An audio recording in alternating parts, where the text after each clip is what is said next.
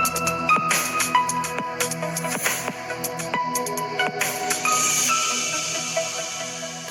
Friends, എല്ലാവർക്കും മറ്റൊരു പുതിയ വീഡിയോയിലേക്ക് സ്വാഗതം. It's me Akhil Satheesh and welcome to Akhil Satheesh world.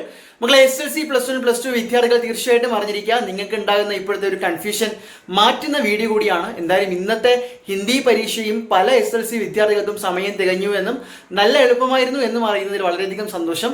അപ്പോൾ നമ്മുടെ ഈ ഒരു അപ്ഡേറ്റ് എന്ന് പറയുന്നത് നിങ്ങളുടെ റിസൾട്ടുമായി ബന്ധപ്പെട്ട് തന്നെയാണ്. പല വിദ്യാർത്ഥികൾ പല തരത്തിൽ ചോദ്യങ്ങൾ ചോദിക്കുകയും ആശങ്കകൾ പ്രകടിപ്പിക്കുകയും ചെയ്യുന്നത് കൊണ്ടാണ് ഇത്തരം ഒരു ക്ലാരിഫിക്കേഷൻ വീഡിയോ ചെയ്യുന്നത്. അത് പ്രധാനമായിട്ടും എടുത്തു പറയേണ്ടത് മെയ് 8-ന് ഫലം പ്രഖ്യാപിക്കുമെന്ന് ആദ്യം ഒരു പ്രഖ്യാപനം ബഹുമാനപ്പെട്ട വിദ്യാഭ്യാസ വകുപ്പ് മന്ത്രി തന്നെ പറഞ്ഞിരുന്നു.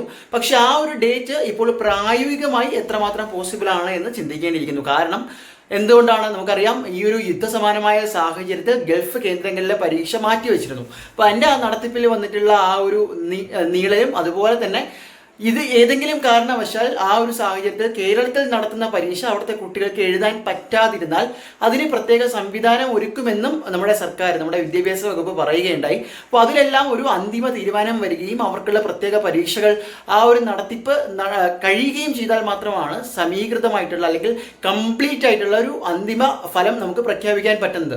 ഇനി +1 +2ൻ്റെ കാര്യം എടുത്തു കഴിഞ്ഞാലും മെയ് ഒരു 3rd വീക്ക് 4th വീക്കാണ് ഇപ്പോൾ പറഞ്ഞിരിക്കുന്നത്. ചിലപ്പോൾ അതിൻ്റെ കൂടെ തന്നെ അല്ലെങ്കിൽ അത്രയും ഒരു ചെറിയൊരു ഡിലേ വന്നു കഴിഞ്ഞാൽ SSLCയും +2വും അടുത്തടുത്ത ദിവസങ്ങളിൽ തന്നെ പ്രഖ്യാപിക്കാനുള്ളൊരു സാധ്യതയും നിലവിൽ കാണുന്നുണ്ട്. എന്തൊക്കെ തന്നെയായാലും അടുത്ത അഡ്മിഷൻ പ്രൊസീജിയേഴ്സ് എത്രയും വേഗം നടപ്പിലാക്കിക്കൊണ്ട് 4 ഇയർ UG പ്രോഗ്രാം ഉൾപ്പെടെ ഇപ്പോൾ ഉണ്ട്. അതുകൂടാതെ തന്നെ എൻട്രൻസ് പരീക്ഷകളുടെ റിസൾട്ട് വന്നു കഴിഞ്ഞാൽ ടീമിനൊക്കെ +2വിൻ്റെ മാർക്ക് കൂടി കൺസിഡർ ചെയ്യും.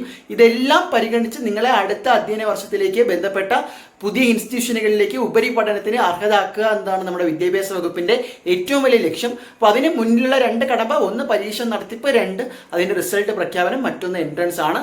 എന്തായാലും റിസൾട്ടിൽ ഒരുപക്ഷെ താമസം വന്നാലും മറ്റ് പ്രവേശന നടപടികൾ അതാത് കൃത്യസമയത്ത് നടക്കുമെന്ന് തന്നെയാണ് പൊതുവിദ്യാഭ്യാസ വകുപ്പും ഉന്നത വിദ്യാഭ്യാസ വകുപ്പും ഇപ്പോൾ വ്യക്തമാക്കിയിരിക്കുന്നതും.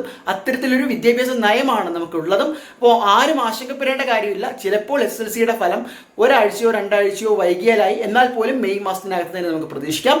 മറ്റൊരു വീഡിയോ ആയിട്ട് കാണാൻ തൽക്കാലം നിർത്തുന്നു. ബൈ.